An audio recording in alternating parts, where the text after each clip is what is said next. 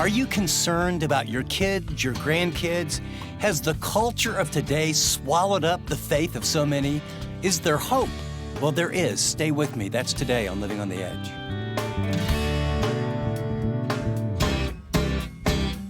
Welcome to this edition of Living on the Edge with Chip Ingram. We are a discipleship-driven ministry on a mission to encourage Christians everywhere to live like Christians. And as many of you know, Chip's our regular Bible teacher for this daily program. But today we're introducing a brand new voice. His name is Aaron Pierce, and for the next handful of messages, he'll be sharing his series, Not Beyond Reach. Aaron leads a ministry called Steiger International. Their mission is to reach young people all over the globe with the good news of Jesus. And here at Living on the Edge, we're passionate about that too. So we've linked arms with Steiger to fight for our kids, grandkids, and friends who desperately need to hear and receive the message of the gospel. Now, to kick off this series, Chip's going to sit down with Aaron to talk about his heart for today's young people and tease what we'll be learning in the coming programs. So without any further delay, here's Chip. Well, thanks so much, Dave. I don't know that I've been more excited about a program or a series in a very, very long time. My heart beats for and cares so deeply for the next generation. It is so challenging to be a young person, to know and walk with Jesus Christ, and to really make a difference, to be a genuine follower. As many of you know, I have 12 grandkids, one that's 20 all the way down to 4 years old. And when I think about the world that they're living in, my heart's desire is that they would have hope. And what we all know is that we have a generation, almost 70%, that in recent years has walked away from the faith. The researchers, whether it's Pew or Barna or others, have told us that inside Bible-believing homes, evangelical churches, about 68% of those kids after high school, 5 years down the road, are disengaging or leaving the faith. Something fundamentally is wrong. On top of that, we have a global youth culture with the onset of social media and a set of values and all the things that are happening that we all see and feel and are bombarded by. Where's the hope? Where's the Lord? And I want you to know that I have a good friend. His name is Aaron Pierce. He leads, along with a great team, Steiger Ministry. We've known each other directly or indirectly for almost 20 years. And the difference between he and I is that he's a young man. I think he's about 40 now. And I'm an older man. And God has something that he put on both of our hearts around hope for the next generation. And I've watched this ministry connect with the global youth and see people that many of us would think there's no hope. They're so far from God. There is absolutely no way. And I've watched this ministry grow and multiply into about 100 cities around the world. And what I've watched is God's hand on a young man and a ministry that really understands the paradigm, the philosophy, the way, if you will, to reach irreligious people, the global youth that are far, far from God. And so, Aaron, welcome to the program. Thank you, Chip. It's so exciting, such an honor to do this with you, and I'm just excited to see what God is going to do with all of this. Well, people don't know your story, and it's an amazing one that in the sovereignty of God, He's done some great things in your life. But I just want to jump right out of the gate and ask you, why are you so passionate about today's global youth? And what is it that is this drive in your heart, this hope that you have for what's happening all around the world? Well, Chip, I think it's because we all see millions, literally millions and millions of young people all over the world, and also those right here in our own country that are being destroyed by the lies of the world.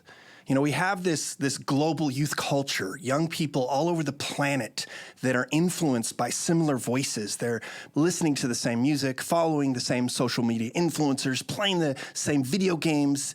And all of this is not just entertaining, it's shaping a worldview.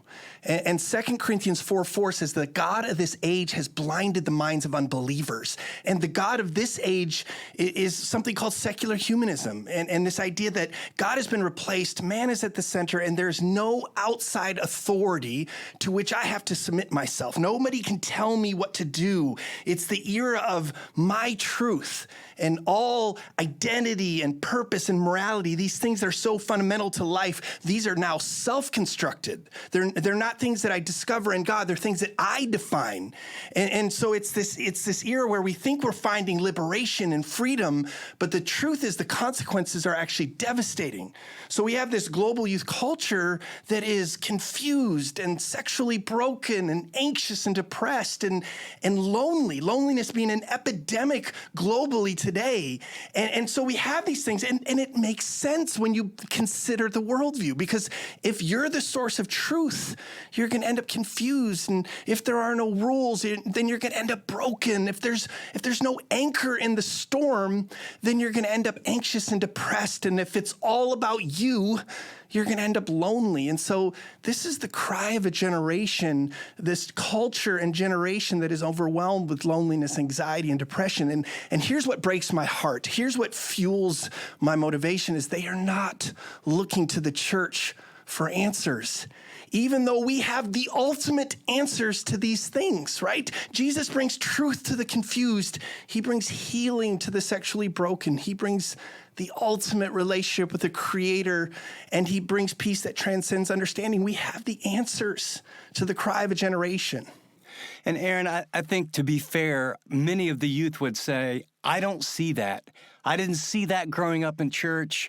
I went to a Christian school, or my parents dropped me off at church, or I went to a youth group, and it didn't seem real. It wasn't authentic. I feel like, I went away to school, or, I got out on my own, and a lot of things that people said were terrible and wrong. And, I met people that were supposed to be the bad people, and they were actually really nice and very concerned. And so something's deeply broken, not just in this generation, but I think we at the church have to recognize, and we as parents and grandparents have kind of taken this us and them. What's wrong with them? They went away to school and now they think this or believe this or vote this way or that way.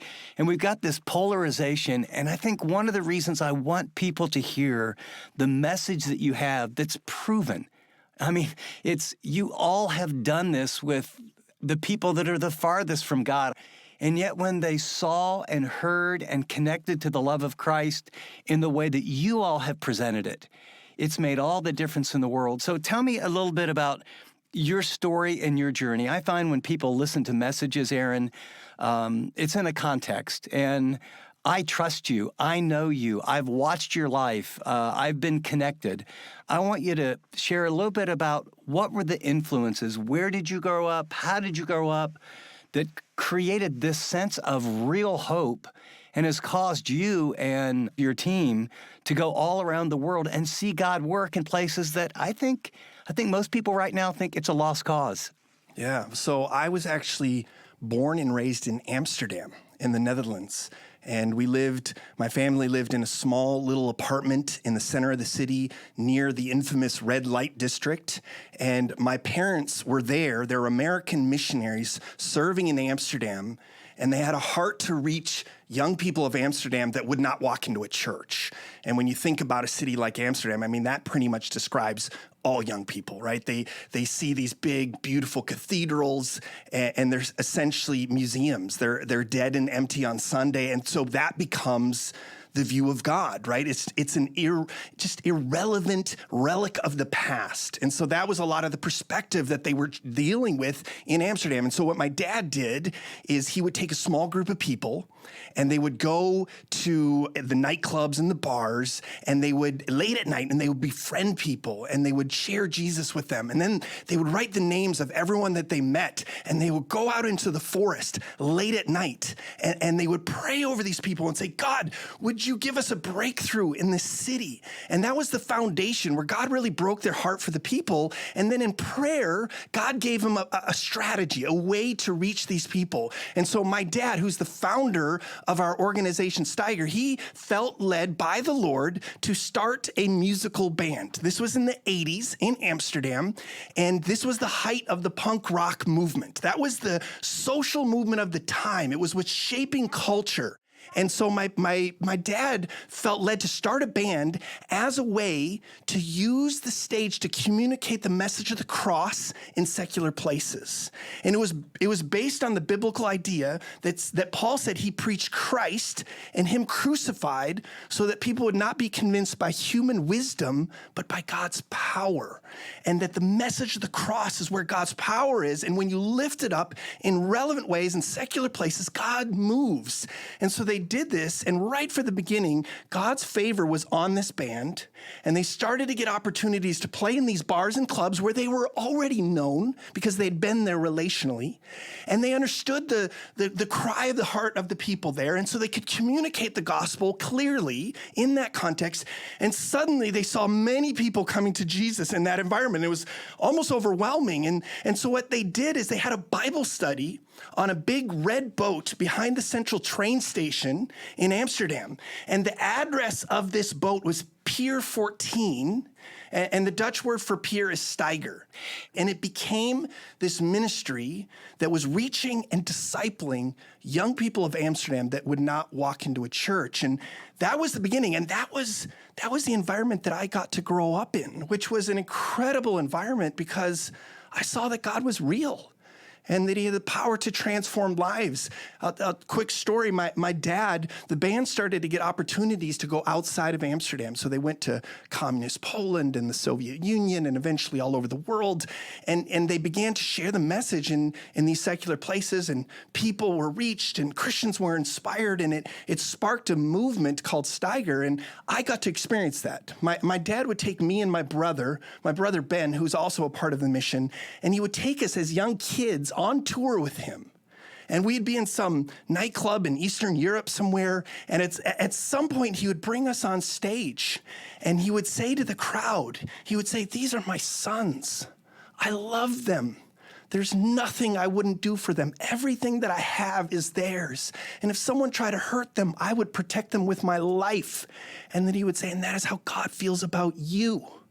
And he would equate a father's love for his children with God's love for them, and then share the gospel. And in that context, I saw tough people with tears in their eyes praying to receive Jesus. And when you experience something like that as a kid, I mean, it ruins you in the best possible way, because you see that this is not just religious activity, but that God is real and he can transform lives. So that was like foundational to my call. And it was also the birth of this global missions organization called Steiger that's all about mobilizing followers of Jesus to reach young people who would not walk into a church. Well, let me kind of talk back a few things that you shared, because the roots started with not, here's a new method, here's what we're going to do, here's a pamphlet to share with someone.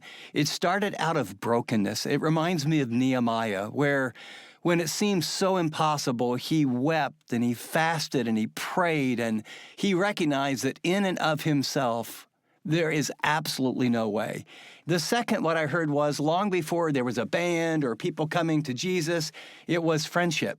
It was real relationships, and it took effort, and it didn't sound like it was an easy time of the day. Like, bars don't get going till 10, 11, midnight, 1 in the morning. And it wasn't just a relationship where, oh, I met you and now I'm going to, hey, would you like to come to Jesus? This is what he did. There's this sense of genuine, deep, authentic care. And then fast forward with me. You have teams in about 100 cities all across the globe. Help me understand a little bit about what it looks like for Steiger today. Yeah, and actually, we're already active in about 150 cities around the world, and it's just a move of God. And I define move of God as something we can't take credit for. He's doing it. And so fundamentally, our heart is to train the church, because we love the church and we want to see the church reach this culture that's all around them. And then we want to mobilize the next generation of Christian leaders to fuel an evangelism and discipleship movement that is youth and young adult led. And then out of that, to establish long-term missionary teams that are specialists at reaching the global youth culture of their city. And so what these city teams and these catalytic ministries that we develop do is, I mean, you described it to fundamentally. First, it starts by desperately seeking God, where he breaks our heart for the lost and he fuels it with his power. We can't do it in our own strength, but then we need to go where people are. The big paradigm shift in reaching a secular culture and reaching this generation is we've got to adopt a missionary mindset, and that means going where they are and developing relationships with people who are far from God, who don't see the world like we do, and really understanding them so that we can communicate boldly, but also relevantly, the gospel message in a language that they can understand. And then recognizing that those that we encounter, those that meet Jesus, the pathway from that place to when they walk into a church is longer than it used to be. And so we create models of discipleship relationships that walk people into the church. So fundamentally what we're doing, and we love to use creative gifts to go to secular places, share the gospel through music and art, but other creative ways as well. And it's all about how can I communicate the message of the cross in secular places where young people are that would not walk into a church, and then create these discipleship places that foster a journey that walks them into a relationship with God and walks them into the church. So we're doing this in cities all over the world in various ways, but fundamentally, it's just a move of God that he's doing. And Aaron, I think to be fair, I think there's a lot of our listeners right now are thinking, this sounds really radical and out there. I just want to have a conversation with my granddaughter because I really don't get that she just doesn't believe in God anymore or doesn't have any interest in church. Give me some pictures of sort of what has happened, but then why do you think it's happened? Well, I think, part of it is you look at the U.S. context that we're in, for example, and we have this rich history of in many ways, a Christian nation, and where most people identified as a Christian, had a positive view of the church. They saw the Bible as a good moral guide. And so it was in that context that a lot of our amazing evangelists and missions from the past would engage culture. And it was Billy Graham could fill stadiums and speak about what the Bible says, and it drew people and it connected and many people were reached. Well, problem is that culture has shifted, and largely due to the influence of the global youth culture and the religiously unaffiliated being the fastest growing religious group in our country. And with that is not only a change in affiliation, meaning like the Gen Z is about 50% religiously unaffiliated today, but it's not just affiliation, it's attitude as well.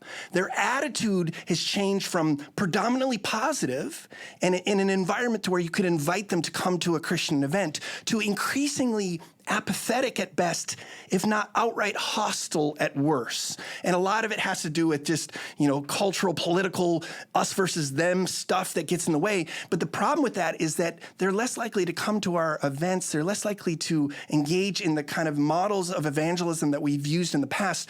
And so the paradigm shift is we got to go to them. And so it's really not that different. It's just going where people are, whether it's a band that uses music or people that we have so many stories of people that are engaging people in places like, bars or just community groups or hobbies and the spheres of influence that you have in your world where you'll interact with people who won't walk into a church, but yet they're hungry for connection. They're hungry for belonging.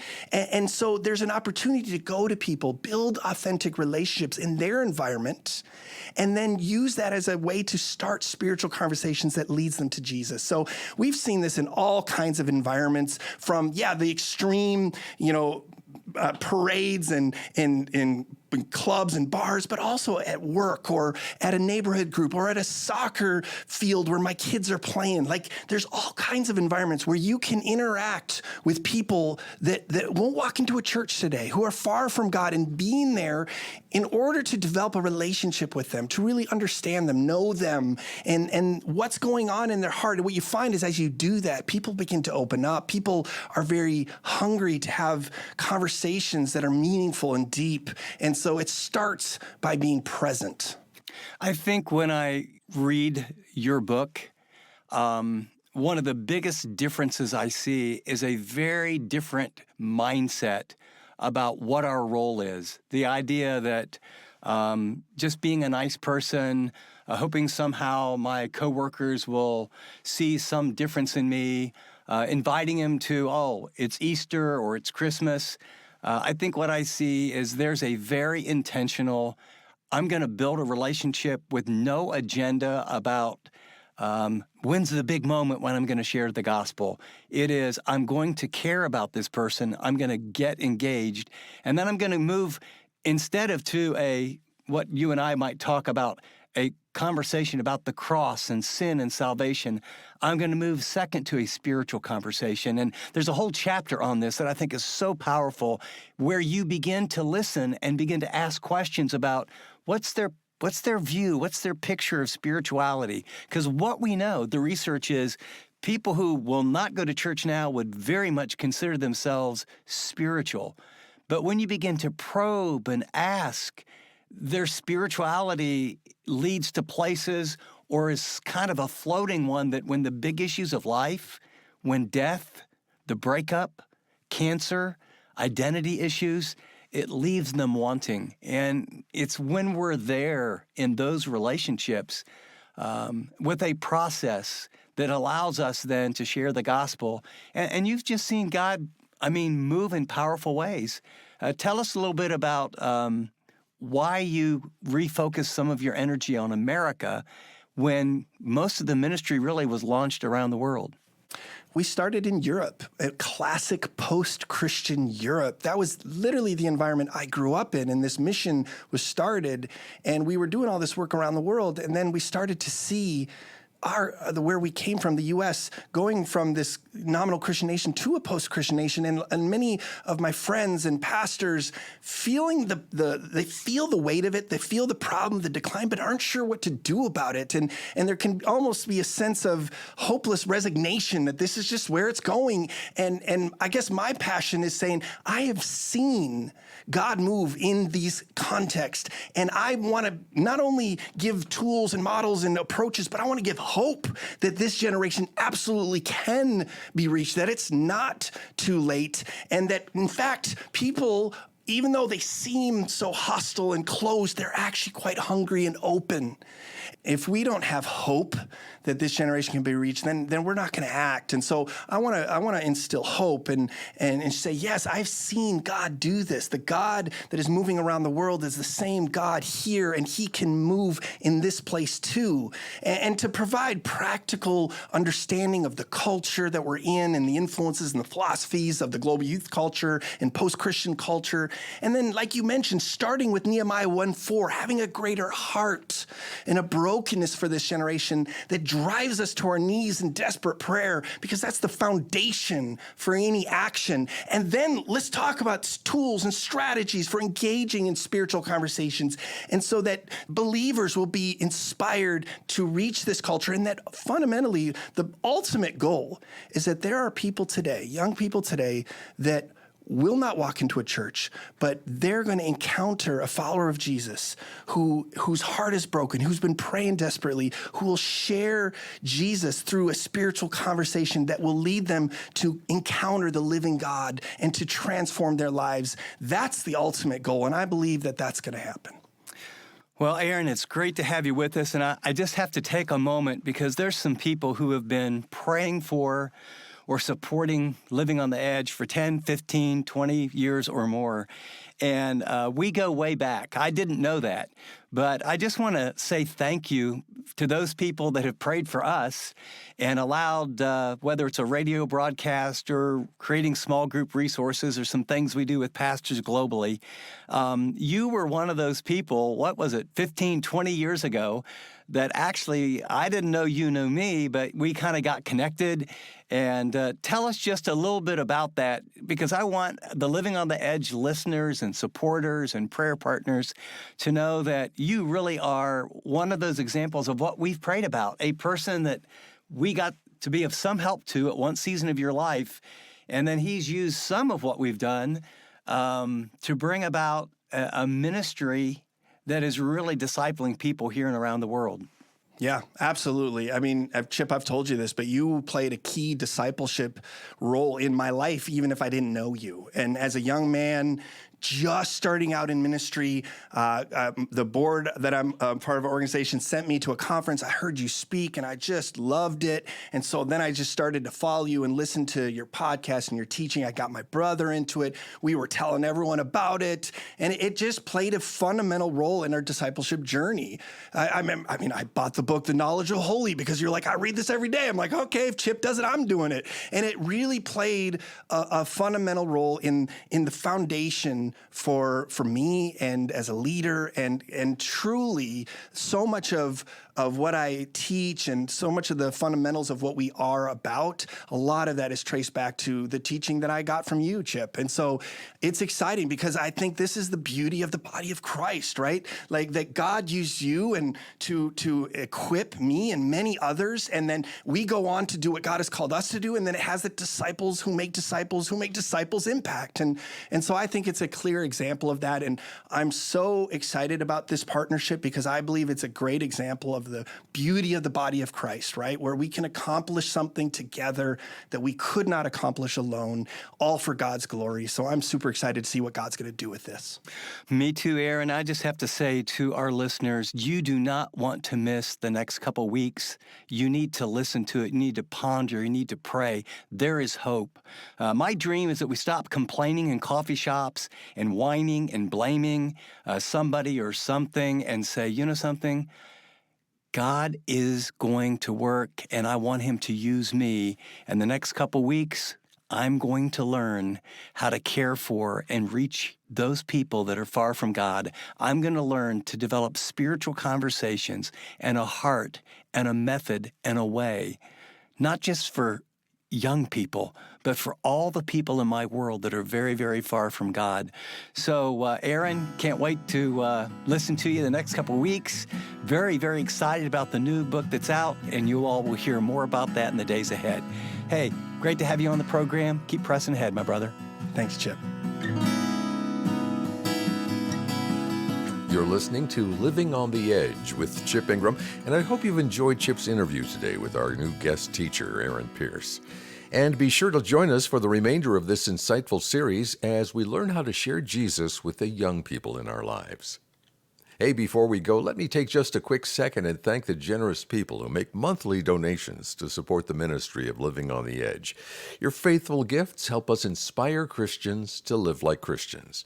Now, if you haven't partnered with us yet, would you prayerfully consider joining the Living on the Edge team? Now, you can set up a recurring donation by going to livingontheedge.org or texting DONATE to 74141. It's that easy. Just text the word donate to 74141 or visit livingontheedge.org. App listeners, tap donate. We'll listen in next time as our guest teacher, Aaron Pierce, begins teaching his series, Not Beyond Reach. Until then, this is Dave Drury saying thanks for joining us for this edition of Living on the Edge.